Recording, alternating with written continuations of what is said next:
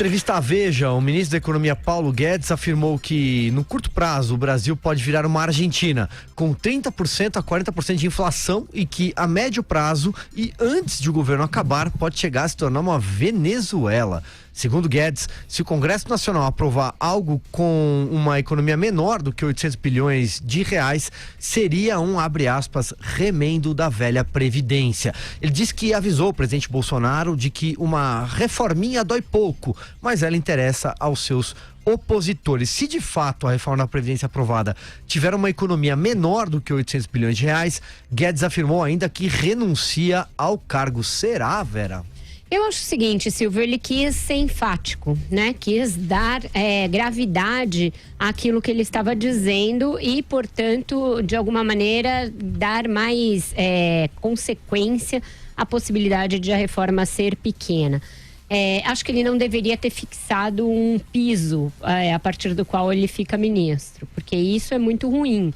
A gente não sabe, com tudo que a Previdência ainda tem de passar, a saber, comissão especial da Câmara, plenário da Câmara, 2 votações, comissão de Constituição e Justiça do Senado, plenário do Senado, 2 votações e, quiçá, voltar para a Câmara, qual vai ser o saldo final de economia? Não dá para saber, porque qualquer variável que mude em tempo de aposentadoria, em questões que ficam de dentro e de fora, se BPC dentro ou fora, se aposentadoria rural dentro ou fora, que regra de transição, esse cálculo muda astronomicamente. Então, acho que o ministro erra ao estipular esse piso e ele dá margem a algo que já está acontecendo hoje, que parlamentares se dizerem coagidos, se dizerem pressionados pelo ministro, dizerem que ele faz chantagem com o parlamento ao ameaçar pegar suas coisas e ir para casa. O presidente Jair Bolsonaro demonstrou um certo desconforto também com as declarações do auxiliar. Lhe deu razão, é claro, não poderia ser diferente, dizendo que ele tem razão quando diz que reforminha não pode, que será um caos se isso acontecer, mas também deixou ali um subtexto, né? Deixou um subtexto que diz o seguinte: amigo, você pode ser meu posto Ipiranga, mas ninguém é insubstituível como ministro. Porque quando que ele diz isso? Quando ele diz o seguinte: Paulo Guedes está no direito dele. Ninguém é obrigado a ficar como ministro meu. É a declaração de hoje do presidente.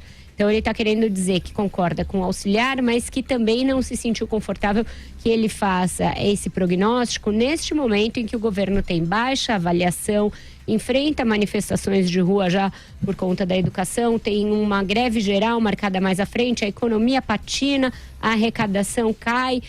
Então, o cara que é a âncora de estabilidade do governo dá uma declaração de que para ele tanto faz estar ministro ou não, causa insegurança num mercado que já está muito inseguro, dadas as patinadas do governo.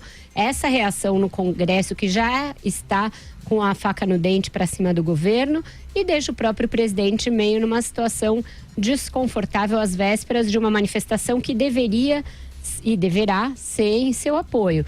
Então não era o momento, que eu acho que ninguém esperava uma declaração dessa do Paulo Guedes, mesmo porque, de novo, né, não tem uma grande ameaça rondando a reforma da Previdência. Ela está caminhando, ela está andando. Os próprios congressistas, mesmo aqueles que não são da base aliada, admitem a possibilidade de votá-la. Então eu não sei se essa é a melhor técnica de persuasão. Eu acho que o ministro agiu mais como um trader aí, ele, né, eu quero fazer o negócio, se o negócio não sair eu mudo a minha posição.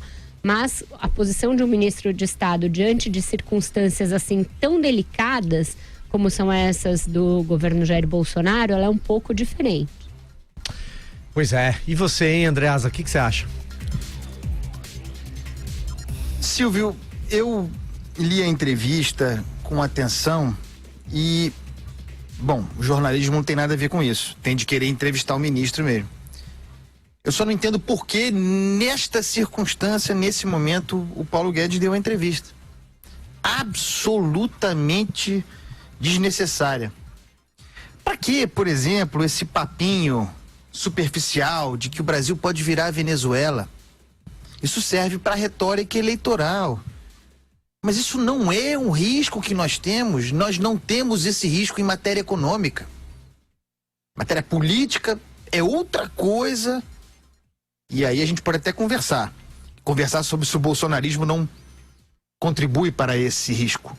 Mas em matéria econômica, o Brasil tem um mercado, ao contrário da Venezuela. A Venezuela depende basicamente de petróleo, o Brasil tem outras bases para resistir, não é um risco. Então, para que esse tom com todas as vênias e carinho pelo Guedes? Para que esse terrorismo verbal? E aí mais, para que de novo falar em pedir o boné? É a terceira ou quarta vez em 5 meses de governo que o ministro da Economia, super-ministro da Economia, flerta com essa ideia de que, se não for como eu quero, como eu projetei, tchau. Para que isso? Mas, para que falar em 800 bilhões? O presidente já havia falado. Para que ele também falar nesse lugar de 800 bilhões, rebaixando da sua posição inflexível correta, é a que lhe cabe, de 1 trilhão de impacto fiscal da reforma? O Alexandre Borges, aliás, nosso amigo, sempre bateu nessa tecla do acerto retórico, em termos de marketing mesmo, de insistir no 1 trilhão, de fixar 1 trilhão, e aí hoje o sujeito vai e baixa para 800 bi. Esses recados são codificados. Se a ideia é pressionar o parlamento, não funciona. Ou não funciona tanto, o parlamento já está pressionado, domingo tem manifestação, só faltou o Guedes convocar para manifestação. E a rigor, esse parlamento criminalizado já aprovou a reforma da Previdência, no sentido de que está fechado com ela. Alguma reforma terá. Quer que seja a sua, trabalha para isso. Não dessa maneira aqui. Ou, por outro lado, terá querido aqui o ministro Guedes pressionar o presidente Bolsonaro. Porque, segundo eu li, a verdadeira pressão efetiva que essa entrevista coloca é sobre o presidente da República. É sobre o Jair Bolsonaro. E isso não é bom. De modo que o presidente, na sua viagem ao Nordeste, o presidente Bolsonaro reagiu bem. Não tem crise aí. É um erro do Paulo Guedes, mas não tem uma crise de relação. O presidente falou, olha, é o direito dele, se quiser ir embora, vai embora, não posso fazer nada. Você saiu bem diante de um erro estratégico do seu ministro da Economia. O Alexandre Borges, agora eu quero te ouvir. A gente está vivendo um momento interessante. O ministro Paulo Guedes, de quem eu sou admirador, acho um grande quadro da política brasileira, um brasileiro que tem uma trajetória acadêmica e na iniciativa privada irretocável, não há o que falar. A gente pode ler essa declaração como alguém que diz que está desprendido do cargo, que não precisa do cargo, o que seria até algo louvável, ele dizer que ele está no governo para cumprir uma tarefa, e se a sociedade e o Congresso não estiver junto com ele nessa tarefa, não faz sentido que ele se mantenha no cargo, mas não é exatamente isso, porque, verdade seja dita, o Congresso não é inimigo da reforma da Previdência. Já foi dito, a gente fala aqui nesse programa sempre, vamos falar sempre. O Congresso já deu devidas todas as manifestações possíveis de que ele não é um empecilho para o andamento, nem para a celeridade do processo, nem para a reforma em si. E a única vez que ele foi testado, que foi a CCJ, a reforma passou de goleada, 48-18. Então, aonde está? E aí, eu acho que a gente poderia fazer uma reflexão maior sobre esse momento até da política que o Brasil está vivendo, que será que está faltando inimigo para o Brasil? Porque a gente passou durante muitos anos da história recente do Brasil com o mesmo projeto de poder em Brasília, que era o petismo. Ganhou 4 eleições seguidas para presidente e muitas forças se acostumaram a basicamente ficar na oposição, elegendo, e eu me incluo até, claro, eu queria que o PT saísse, o PT como o inimigo número 1 do Brasil, e foi durante muitos anos. Só que o hábito faz o monge. Você fica tantos anos na oposição que você fica meio acostumado a ficar brigando com o inimigo, e agora as forças que combateram tantos anos o petismo estão no poder.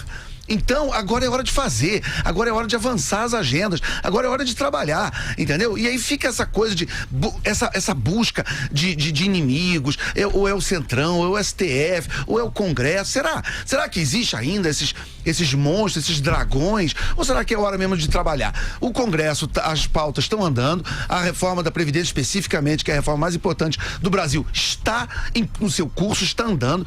A gente aqui já conversou, inclusive, com o presidente da comissão especial, com o relator da comissão especial. Todas as declarações dos que estão diretamente envolvidos com a matéria são claras e evidentes no sentido de que está tudo andando e ninguém é contra, está passando pela tramitação. Isso é uma PEC importantíssima que muda com com um pacto federativo, que muda com a previdência que vai no bolso de milhões e milhões de brasileiros. Então isso não é brincadeira, também não é uma coisa que se resolve de um dia para o outro. Demora algumas semanas, alguns meses mesmo. É normal que seja assim. O Congresso está lá realmente para discutir cada detalhe da reforma, que é enorme, que é complexa, que envolve milhões de pessoas, 3, 4, 5% do PIB, uma dívida que ano passado foi de 300 milhões. Então isso não é brincadeira. A tramitação está andando no tempo que tem que andar. Você tem um sentimento majoritário claramente da Câmara em favor da reforma. A reforma precisa de 308 votos e é só não fazer muita besteira que os 308 votos vêm. Então é trabalhar, é menos fantasma, é menos gritaria e mais trabalho. Essa declaração na sexta-feira com manifestações marcadas para domingo é interessante porque o próprio Paulo Guedes, no início da semana, o próprio ministro disse que as manifestações poderiam de alguma forma atrapalhar, e agora na sexta ele bota a lenha na fogueira. Eu acho que ele de repente não calculou bem essa declaração, pode gerar um pouquinho mais de marola, onde a gente precisa de harmonia, calma e trabalho. Como é que é essa do hábito faz o monge, é isso? Eu gostava do cachimbo em torta a boca. Também, né? A Vera Magalhães tem um complemento. E eu vou lançar um outro complemento, que é da fábula, né? Aquela fábula do Pedro e o Lobo, de tanto gritar, olha o lobo, olha o lobo. Quando o lobo de fato veio, o Pedro ficou ali a ver navios, ninguém acreditou nele. Se o ministro, sem ameaça real, sem nenhuma coisa concreta, fica toda hora dizendo, olha pessoal, posso pegar meu boné, olha pessoal, posso ir embora, olha pessoal, se não for do jeito que eu quero, eu vou embora. Quando ele de fato tiver razões e se tiver para deixar o posto, e isso terá um impacto seríssimo, não nos enganemos com isso. Hoje em dia, o Paulo Guedes é a âncora de estabilidade de um governo altamente instável, de um governo que tem um núcleo ideológico brigando com um núcleo militar, tem um outro núcleo do Sérgio Moro sendo desafiado diuturnamente pelo Congresso. O núcleo dele, Paulo Guedes, é aquele que hoje está mais blindado dessas brigas todas. Ainda não há, no interior de um governo assim balcanizado, quem invista contra a cidadela do Paulo Guedes. É aquela que todos entendem ser a âncora de estabilidade do governo. Se ele próprio, a partir de lá, do seu posto de âncora do governo, começa a gritar que os dragões estão vindo, que o lobo está vindo e tal, ele se torna vulnerável, ele joga contra a própria posição. Eu sei que essas coisas são difíceis, muitas vezes parecem maquinações da nossa cabeça e tal, e para quem não é muito versado nas artes da política, como é o caso do ministro, que é um novato nessas questões públicas, pode parecer muita maquinação, mas é quem já viu muita crise acontecer, muita crise no Ministério da Fazenda. Quem que não passou por instabilidades desse tipo? Quem era uma espécie de uma pedra ali e do qual nunca se ouviu uma declaração, apesar das várias investidas que sofreu? Pedro Malan. Você nunca ouviu o Pedro Malan? E olha que todo dia tinha alguém investindo contra a posição do Pedro Malan, querendo desestabilizá-lo. José Serra, Clóvis Carvalho, Sérgio Mota. A lista foi imensa de quem tentou derrubar o Malan. Nunca se ouviu o Malan falar, posso sair? Eu tô cansado. Foi o mais longevo ministro da Fazenda, fez o Plano Real e até hoje é considerado um dos melhores ministros da Fazenda. Essas coisas não são à toa.